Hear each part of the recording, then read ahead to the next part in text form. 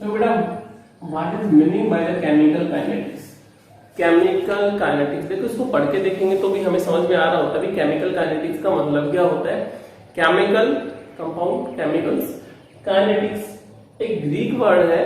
Kinetics का मतलब kinesis से बना है और काइनेसिस वर्ड का मतलब ही होता है मूवमेंट।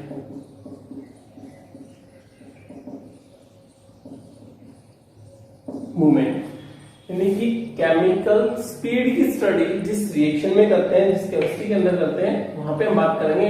ये है भैया केमिकल काइनेटिक्स। तो इसका मतलब जो मूवमेंट वर्ड हुआ, उस मूवमेंट वर्ड का मतलब होता है स्पीड। अब स्पीड किसकी? यानी कि केमिकल काइनेटिक्स, केमिकल्स की स्पीड यानी रिएक्शंस की स्पीड। अब रिएक्शंस की स्पीड को किस तरह से देखेंगे हम कि कोई भी रिएक्शन है वो कितना तेजी से हो रही है। यानी कि हम बेसिकली डेफिनेशन की अगर बात करें तो उसमें ये बोला जाता है chemical kinetics is the branch of chemistry in which we deals with the study of speed of chemical reaction. यानी कि हम केमिस्ट्री की उस ब्रांच के अंदर जिसके अंदर केमिकल रिएक्शंस की स्पीड की बात की जा सके, हम उसको बता सकें कितनी तेजी से रिएक्शंस हो रही है, यानी कि बेसिकली रेट ऑफ रिएक्शन उनकी बात करेंगे। इसलिए उसको क्या बोला जाता है? केमिकल काइनेटिक्स, यानी कि branch of chemistry which deals with the study of speed of chemical reactions. इसमें बोल सकता हूं मैं कि ये ब्रांच है, ये भी हमारे पास किसकी ब्रांच है? ये भी केमिस्ट्री की ब्रांच है। तो हम बोल सकते हैं which deals with the study of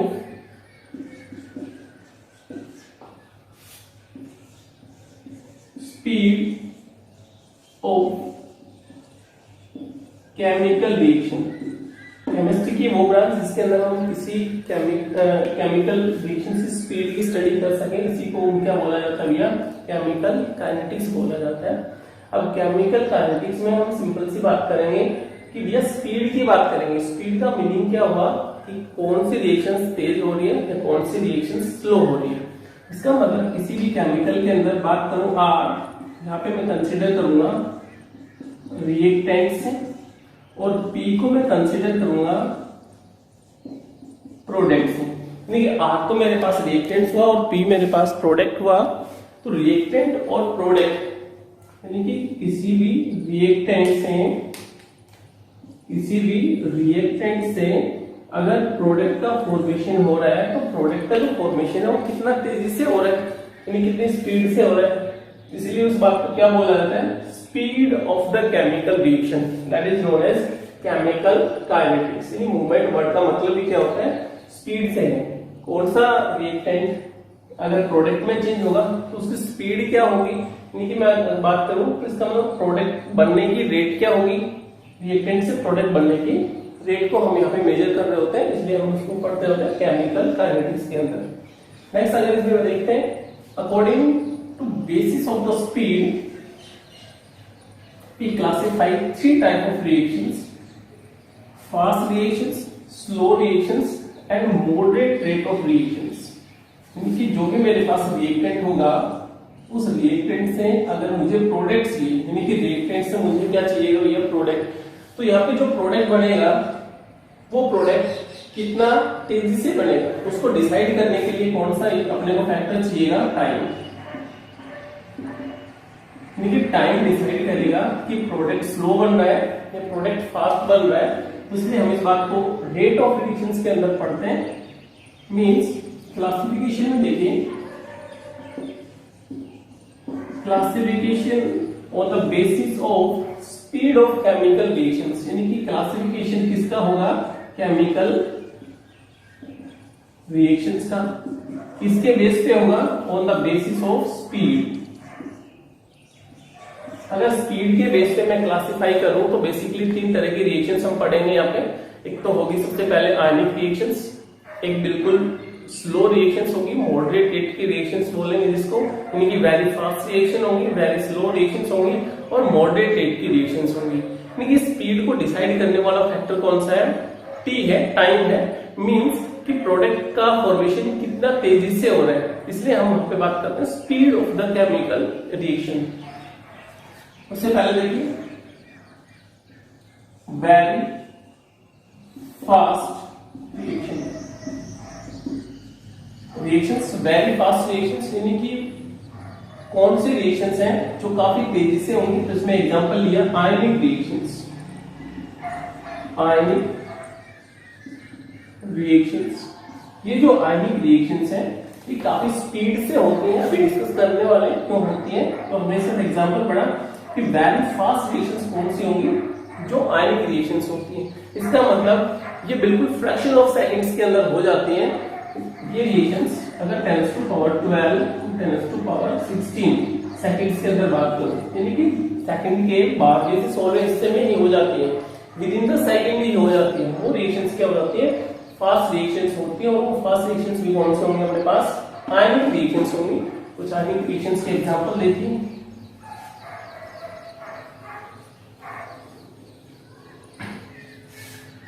देखिए अगर मैं बात करूं सिल्वर नाइट्रेट एक्वस फेज में सोल्ट ऐड कर दिया हमने NaCl, तो इसमें नंबर ऑफ आयंस की अगर बात करें Ag plus NO3 negative Na plus Cl negative, opposite ions है, इनको आप लोग एक दूसरे के साथ जोड़ दीजिए। इन्हीं नंबर ऑफ आयंस है, अपोजिट आयन एक दूसरे के साथ जुड़ गए, तो अपने पास फॉर्मेशन किसका हुआ, AgCl का। और दूसरा हमारे पास क्या हो गया, सोडियम नाइट्रेट NaNO3। इसका मतलब जो प्रोडक्ट का फॉर्मेशन हुआ कहां से, रिएक्टेंट से। तो ये जो रिएक्शंस है कौन सी रिएक्शंस है, आयनिक रिएक्शंस है। ऐसे दूसरा एग्जांपल ले लीजिए वैल्यूम, जैसे बेरिलियम क्लोराइड है, इसमें आपने एसिड ऐड कर दिया, HCl ऐड कर दिया या फिर H2SO4 ऐड कर दिया। तो मैं अगर बात करूं ये भी एक्वस फेज में है और ये भी एक्वस फेज में है। जैसे यानी एसिड के साथ अगर रिएक्शन करवाऊं मैं किसी भी बेरिलियम क्लोराइड की सॉल्ट की, तो फॉर्मेशन किसकी होगी, बेरिलियम सल्फेट, यानी कि B पे 2+ चार्ज है, Cl पे नेगेटिव चार्ज है, इसी तरह से सल्फेट पे 2 नेगेटिव चार्ज है। अपोजिट आयंस को जोड़ दीजिए, तो ये बन गया beryllium sulphate plus 2 mole of HCl, यानी कि एक्वस फेज में ही फॉर्मेशन हो रहा होता है इनका। क्योंकि इस तरह की जो रिएक्शंस हैं, यानी कि आयनिक रिएक्शंस हैं, वो काफी स्पीड से होती हैं। इसका मतलब फ्रैक्शन ऑफ सेकंड्स के अंदर होती हैं, उनको आयनिक रिएक्शंस बोला जाता है। अब एक छोटी सी बात कर लेते हैं, आयनिक रिएक्शंस फास्ट क्यों होती है। देखिए कोवेलेंट रिएक्शंस होंगी और आयनिक रिएक्शंस होंगी। तो कोवेलेंट के अंदर कोवेलेंट बॉन्ड होता है, जबकि आयनिक रिएक्शंस के अंदर नंबर ऑफ आयंस होते हैं।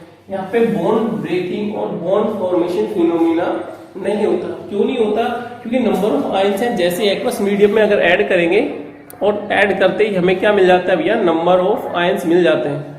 और नंबर ऑफ आयंस है वो एक दूसरे के साथ कंबाइन होंगे, इनकी इंटरमोलिकुलर फोर्स ऑफ इंटरेक्शन की वजह से बहुत तेजी से कंबाइन होते हैं। इसीलिए आयनिक रिएक्शन जो होंगी वो काफी तेजी से होंगी, यानी कि आयनिक रिएक्शंस के अंदर प्रोडक्ट फॉर्मेशन है काफी स्पीड से होता है, फ्रैक्शंस ऑफ सेकंड्स के अंदर होता है।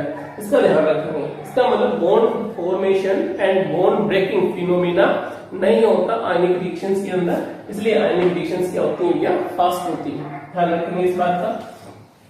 आयनिक रिएक्शंस फास्ट होती हैं, इसलिए इनमें कभी भी एक्यूरेटली रेट ऑफ रिएक्शंस जो है ना, वो एक्यूरेटली हम मेजर नहीं कर सकते। पढ़ेंगे आगे। नेक्स्ट रिएक्शंस की अगर बात करें, वेरी स्लो रिएक्शंस, आयनिक रिएक्शंस का example. Second example, very slow reactions. Very slow reactions का मतलब है कि ये वो रिएक्शंस हैं जो नंबर ऑफ डेज के अंदर, मंथ के अंदर अगर कंप्लीट हो रही होती है, उनको क्या बोला जाता है, स्लो रिएक्शंस। एग्जांपल आपने पढ़ाई था लास्ट क्लास के अंदर, यानी कि rusting of iron. Rusting of iron, rust का फॉर्मूला क्या पढ़ा, Fe2O3 x mole of H2, यानी कि जो लास्ट क्लास में हमने पढ़ा था rusting of iron.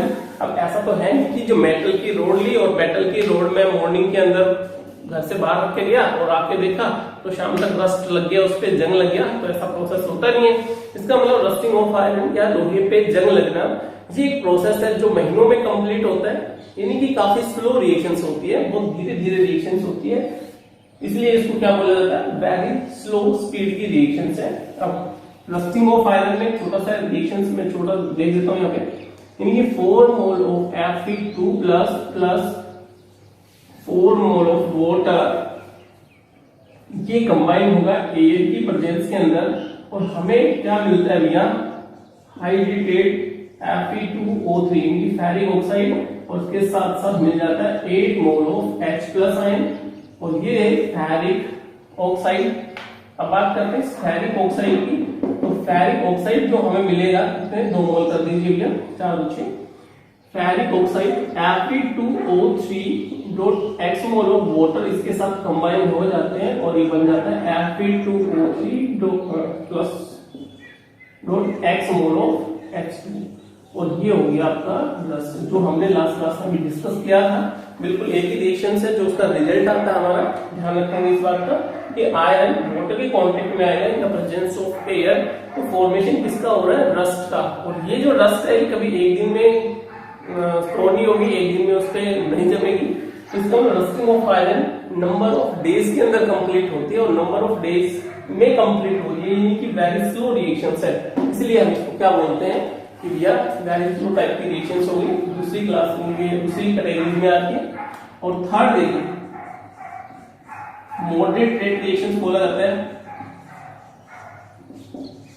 Moderate rate reactions. Moderate rate reactions का मतलब क्या हुआ कि ये बिल्कुल नॉर्मल स्पीड से होती है, प्रोडक्ट का फॉर्मेशन धीरे धीरे होगा, तो इसलिए इनको क्या बोला जाता है, मॉडरेट रेट की रिएक्शंस है। जैसे सबसे पहले सुक्रोज है, सुक्रोज का मैं अगर हाइड्रोलाइसिस करूं means C12H22O21 in the presence of water in aqueous medium है, ठीक है, H+ आयन की प्रेजेंस में, तो पता है सभी को क्या मिलेगा, C6H12O6 प्लस C6H12O6, यानी एक तो बन गया ग्लूकोज और दूसरा बन गया फ्रुक्टोज। ग्लूकोज और फ्रुक्टोज का जो फॉर्मेशन है वो हम बोलते हैं ये एक मॉडरेट रेट की रिएक्शंस है। देखिए दिख रहा होगा कोवैलेंटली बॉन्डेड है, कोवैलेंट कंपाउंड है।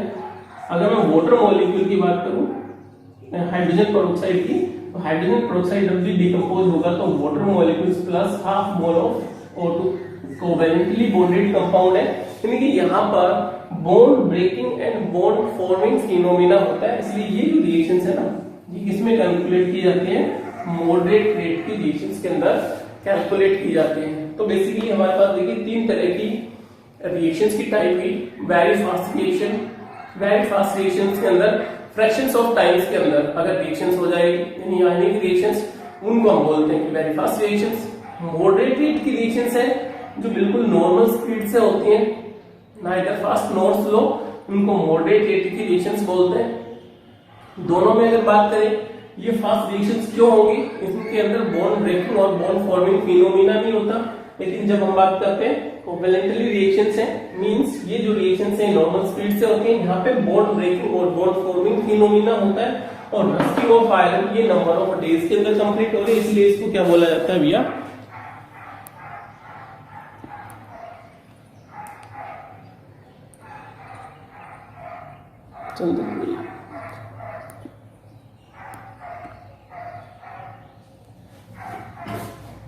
तीन तरह की बेसिकली हमने क्या देखी जो रिएक्शंस है उनको देख लिया।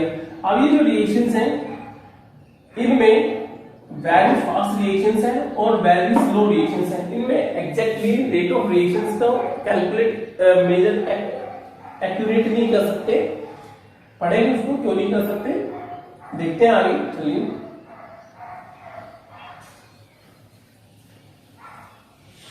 हमें पढ़ना रिएक्शन की रेट।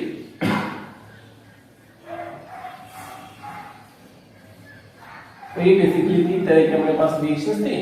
अब हम बात करते हैं सबसे पहला जो अपना टॉपिक है इंपॉर्टेंट, यहां से शुरू करते हैं, रेट ऑफ रिएक्शन।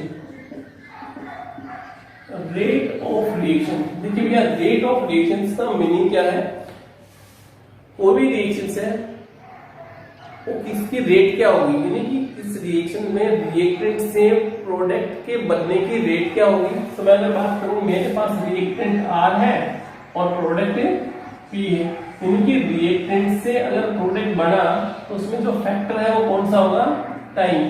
तो यहाँ पे प्रोडक्ट बनते टाइम कंसंट्रेशन में कितना चेंज आ रहा है, यानी कि रिएक्टेंट है उसकी कंसंट्रेशन पे क्या फर्क पड़ रहा है। तो इस बात को हम किस में पढ़ रहे होते हैं, रेट ऑफ रिएक्शंस के अंदर, यानी कि rate of reaction is the change in concentration any one of the product और रिएक्टेंट, उसी को क्या बोलते हैं, रेट ऑफ रिएक्शन। मैंने सिंपल सी अगर बात करूं कि कंसंट्रेशन के अंदर change with time, that is known as rate of reaction. देखिए रेट ऑफ रिएक्शन, रिएक्शंस की स्पीड कितनी है पर यूनिट टाइम, यानी कि प्रोडक्ट के बनने की रेट क्या है पर यूनिट टाइम, तो उसको क्या बोला जाता है, रिएक्शन की रेट। अगर मैं इसको डिफाइन करूं, rate is the change in concentration, change in concentration with time per unit time, इसको क्या बोलते हैं भैया, रिएक्शन की रेट बोलते हैं। यानी कि change in concentration any one of the product और reactant divided by time interval, that is known as rate of reaction. ध्यान रहेंगे इस पे, यानी कि रिएक्शन की रेट क्या हुई, change in concentration with time interval, उसी को बोलते हैं भैया रिएक्शन की रेट। अब ये देखिए दो तरह से बात करेंगे। अगर मैं बात करूं मेरे पास रिएक्टेंट आर है और रिएक्टेंट से कन्वर्ट हो रहा है भैया प्रोडक्ट, जब रिएक्टेंट से प्रोडक्ट बनेगा तो रिएक्टेंट की कंसंट्रेशन पे क्या फर्क पड़ेगा, प्रोडक्ट की कंसंट्रेशन पे क्या फर्क पड़ेगा। तो एक छोटा सा ग्राफ देखते हैं। अगर मैं यहाँ पे बात करूं कंसंट्रेशन वर्सेस टाइम, यानी कि T इज इक्वल टू 0 पर जब रिएक्शन शुरू नहीं होती है तब की बात कर रहे हैं, तो हमारे पास रिएक्टेंट्स होते हैं लेकिन उस टाइम प्रोडक्ट नहीं होते, तो बोल सकते हैं कि रिएक्टेंट्स की कंसंट्रेशन और प्रोडक्ट की कंसंट्रेशन के रिस्पेक्ट में, देखिए रिएक्टेंट की कंसंट्रेशन है वो तो क्या होगी, रेगुलरली डिक्रीज होती चली जाएगी और प्रोडक्ट की कंसंट्रेशन धीरे धीरे इंक्रीज होती चली जाएगी। तो ये किसके लिए ग्राफ है, रिएक्टेंट्स के लिए, और ये किसके लिए आएगा, प्रोडक्ट के लिए। क्योंकि प्रोडक्ट की कंसंट्रेशन टाइम के साथ साथ इंक्रीज होती चली जाएगी जबकि रिएक्टेंट की कंसंट्रेशन टाइम के साथ साथ डिक्रीज होती चली जाएगी। अब यहाँ पे कंसंट्रेशन की अगर बात करें, देखिए मैंने कहा कि रिएक्टेंट की कंसंट्रेशन डिक्रीज होती चली गई, इस साइन को इंडिकेट करने के लिए आगे बढ़ेंगे, यहाँ पे एक नेगेटिव साइन रिप्रेजेंट करना अपने को। प्रोडक्ट की कंसंट्रेशन बढ़ेगी, इसका मतलब क्या है भाई, ये पॉजिटिव साइन से हम रिप्रेजेंट करेंगे। अब इसका मीनिंग ये कभी भी नहीं होता कि rate of reaction negative sign के साथ रिप्रेजेंट की जाएगी, नहीं, वो बात नहीं कर रहा मैं। रेट ऑफ रिएक्शन नेगेटिव कभी हो ही नहीं सकती, हम बात कर रहे हैं सिर्फ और सिर्फ कंसंट्रेशन की। देखिए बात कर रहे हैं change in concentration with time, तो इसका मतलब सिर्फ ये है नेगेटिव और पॉजिटिव साइन का, कि पॉजिटिव साइन सिर्फ ये इंडिकेट कर रहा होता है कि भैया प्रोडक्ट की अमाउंट टाइम के साथ साथ बढ़ेगी, और रिएक्टेंट के लिए देखिए नेगेटिव साइन हम इसलिए रिप्रेजेंट कर रहे होते हैं कि रिएक्टेंट टाइम के साथ साथ धीरे धीरे कम होता चला जाएगा, यानी कि रिएक्टेंट कम हुआ तभी तो प्रोडक्ट बढ़ा। इसीलिए जो साइन है पॉजिटिव और नेगेटिव ये सिर्फ कंसंट्रेशन में चेंज को रिप्रेजेंट करेंगे, इसका ये मीनिंग नहीं होगा कि हम रेट ऑफ रिएक्शंस को नेगेटिव माने। रेट ऑफ रिएक्शन कभी नेगेटिव हो ही नहीं सकती। तो यहाँ पे देखिए रिएक्शन की जो रेट है, यानी कि रिएक्टेंट से किसमें कन्वर्ट हो रहे हो भैया, प्रोडक्ट के अंदर चेंज हो रहे हैं। तो इस बात को मैं रिएक्टेंट के फॉर्म में लिखूं और प्रोडक्ट के फॉर्म में कैसे लिखूं, रिएक्टेंट की रेट यानी कि जो कंसंट्रेशन है वो क्या होगी, रिएक्टेंट से कम होगी, हम इसके लिए बोलते हैं डिक्रीजिंग, डिक्रीजिंग का साइन है, decreasing the concentration of reactant R divided by time interval.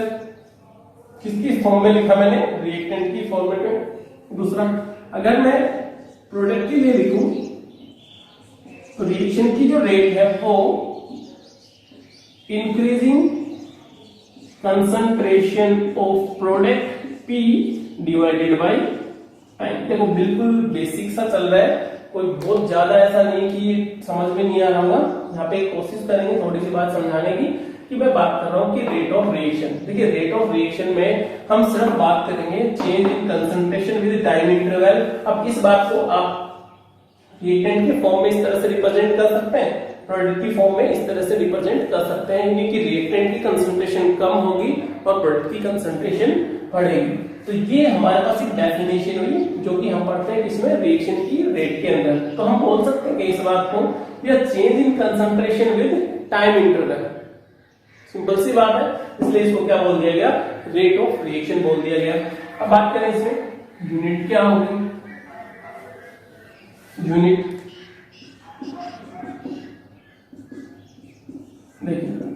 Unit में चेंज इन कंसंट्रेशन। तो चेंज इन कंसंट्रेशन का मतलब क्या है, चेंज इन कंसंट्रेशन यानी कि कंसंट्रेशन टर्म्स को क्या लिखते हैं भैया, मोल पर litre divided by time. Time का मतलब क्या हो गया,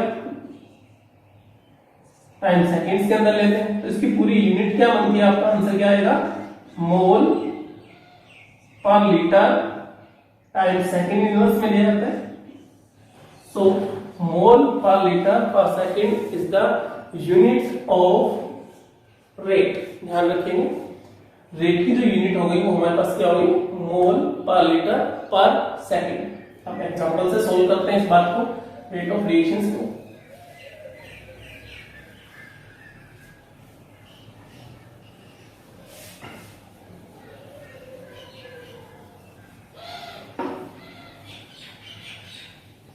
मोल पर लीटर पर सेकंड, ध्यान रखेंगे इस बात का भी।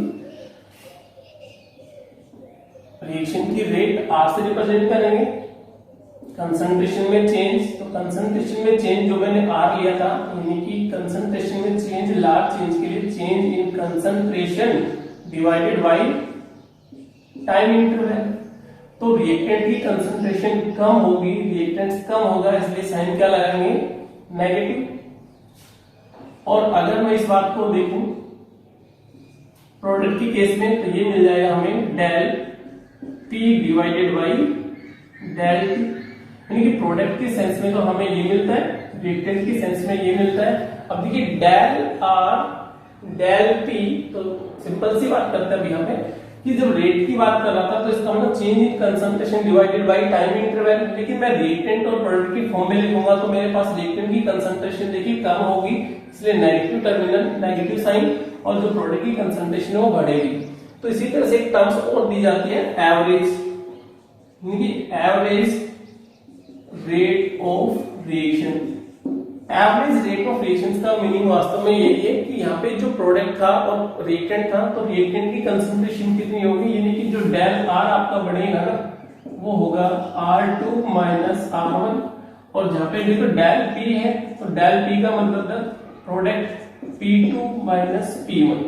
तो ये जो मेरे पास है टाइम इंटरवल की बात करें तो टाइम P2 माइनस T1, और यहाँ पे भी टाइम P2 माइनस T1। ये क्या हो गया हमारे पास, एवरेज रेट ऑफ रिएक्शन। तो रेट ऑफ रिएक्शन को मैं क्या लिख सकता हूं, एवरेज रेट ऑफ रिएक्शन, यानी कि हमने रेट ऑफ रिएक्शंस थी उससे क्या निकाल लिया, एवरेज रेट ऑफ रिएक्शंस निकाल लिया, यानी कि change in concentration in change in product, और रिएक्टेंट के सेंस में, प्रोडक्ट के सेंस में ये बनेगा और रिएक्टेंट के सेंस में ये बनेगा। ग्राफिकल रिप्रेजेंटेशन से भी देख लेते हैं इसको साथ साथ। कंसंट्रेशन इसमें लिया मोल पर लीटर, टाइम सेकंड में लेते हैं, सेकंड इनवर्स आता है। तो यहाँ पे अगर बात करें रिएक्टेंट की कंसंट्रेशन टाइम इंटरवल के साथ साथ कम होगी, मैं रिएक्टेंट की सेंस में बोल रहा हूँ। फॉर एग्जांपल किसी भी टाइम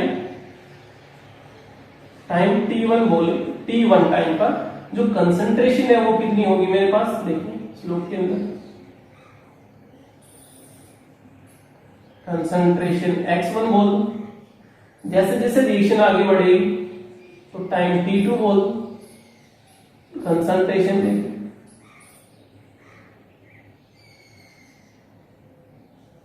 x2 बोल दो। तो इसका मतलब क्या हुआ कि जो मेरे पास रिएक्शंस बनेगी वो एवरेज रेट ऑफ रिएक्शंस में, इस बात को किस तरह से लिखा जाता है कि रिएक्शन की जो रेट है वो क्या होगी भैया, change in concentration divided by time interval. तो कंसंट्रेशन को मैंने x1 x2 मान लिया, तो यहाँ पे क्या लिख सकता हूँ, divided by del P, means क्या हो गया, x2 minus x1 divided by T2 minus T1। अगर मैं आर रखता तो मैं यहाँ पे एक्स की जगह पे आर को इंडिकेट कर देता। यानी कि जहाँ पे हमारे एवरेज रेट ऑफ रिएक्शंस की बात करनी होती है वो हमारे पास कंसंट्रेशन में change divided by time interval, यानी ग्राफिकल रिप्रेजेंटेशन इस तरह से भी कर सकते हैं। अब इसमें एक होता है terms instantaneous rate of reaction, उसको देखिए किस तरह से बात करेंगे।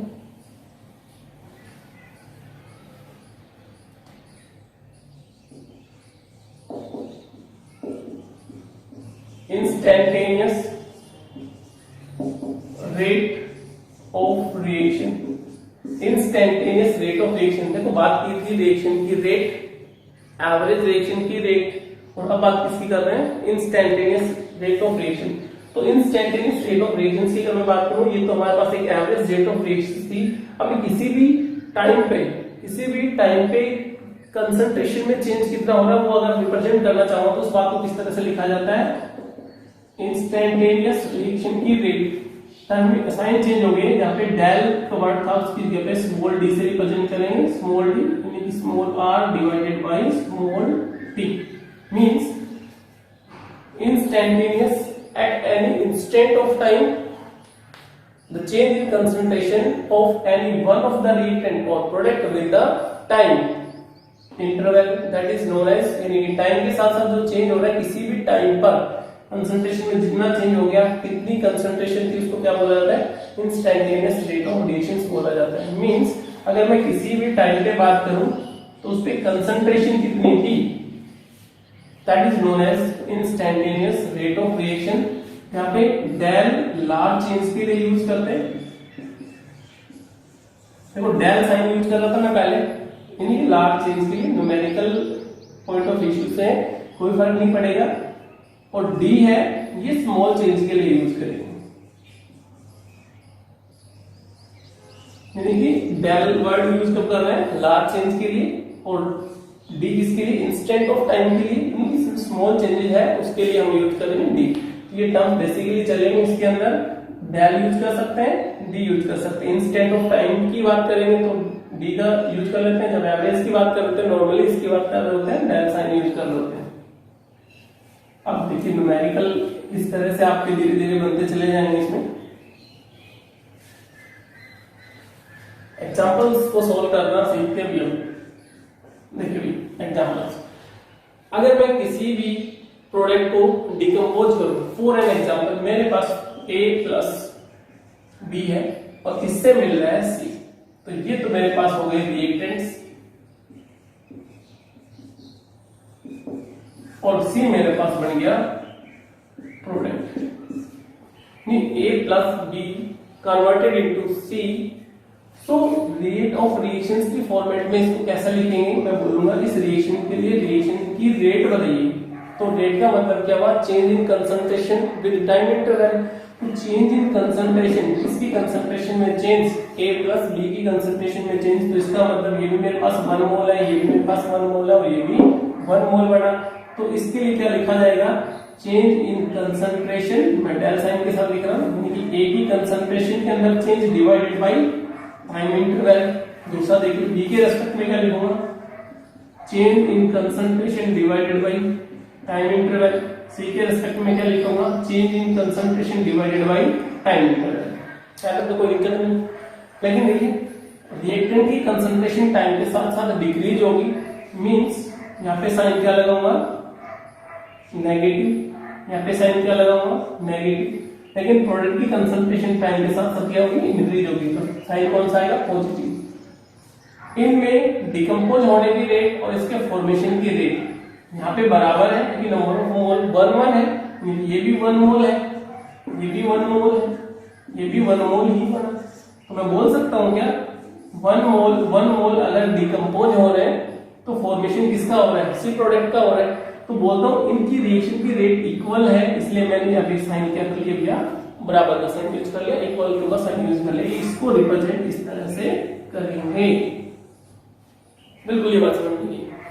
सेकंड एग्जांपल इसी में सॉल्व करते हैं, जैसे बिल्कुल easy example, PCl5 converted into PCl3 और Cl2।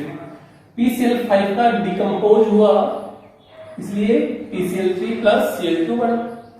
तो इसको किस तरह से फॉर्मेट के अंदर लिखेंगे, यानी इसका रिप्रेजेंटेशन किस तरह से होगा, तो रिएक्शन की जो रेट होगी, रिएक्शन की रेट यानी कि डीकंपोजिशन की rate, concentration of PCl5 divided by time interval is equal to, 1 mole है तो PCl3 divided by time interval is equal to change in concentration divided by time interval. Reactant है तो reactant से पहले negative sign use करेंगे, और product है तो प्रोडक्ट से पहले पॉजिटिव साइन यूज करेंगे। इक्वल टू का साइन क्यों लगाया, क्योंकि PCl5 के डीकंपोजिशन की रेट और PCl3 के फॉर्मेशन की रेट इक्वल है, इसलिए इक्वल टू का साइन आ गया। PCl5 के डीकंपोजिशन की रेट एंड Cl2 के फॉर्मेशन की रेट इक्वल है, तो इसलिए मैंने इक्वल टू का साइन लगा दिया, यानी कि यहाँ पे रिएक्शन की जो रेट है वो इक्वल है।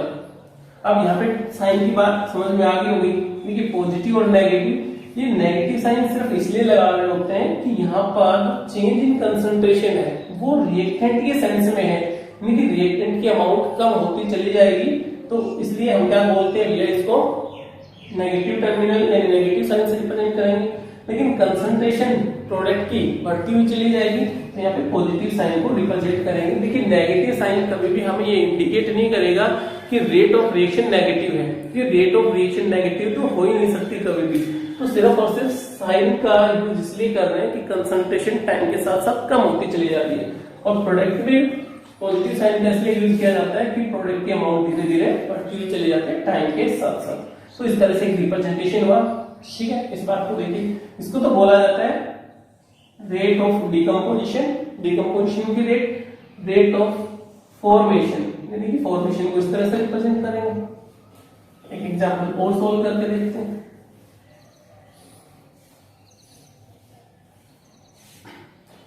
नेक्स्ट एग्जांपल देखिए, अगर मैं बात करूं nitrogen gas plus 3 mole of hydrogen gas, इससे कन्वर्ट हो गया 2 mole of ammonia gas. Gases series में इसको किस तरह से रिप्रेजेंट करेंगे, रिएक्शन की जो रेट है वो देखिए, N2 हाइड्रोजन और फॉर्मेशन किसका हुआ, अमोनिया का। इसका मतलब change in concentration of nitrogen divided by delta, hydrogen के सेंस में change in concentration divided by delta, ammonia के सेंस में change in concentration divided by delta. देखो ये लिखिए, अब सिंपल सी बात है, यहाँ पे कितना मोल यूज हो रहा है बेटा, 1 मोल, कितना मोल यूज हो रहा है 3 मोल, कितना मोल बढ़ रहा है 2 मोल। तो इसको मैं इस तरह से बोल सकता हूं क्या, जब डीकंपोजिशन हो रहा है नाइट्रोजन का तो जो रेट है रिएक्शन की रेट चेंज इन कंसंट्रेशन के रिस्पेक्ट में देखो, जहां पे नाइट्रोजन का 1 मोल डिकम्पोज हो रहा है तो 2 मोल अमोनिया के बन रहे हैं, 3 मोल हाइड्रोजन के कंज्यूम हो रहे हैं तो 2 मोल अमोनिया के बन रहे हैं।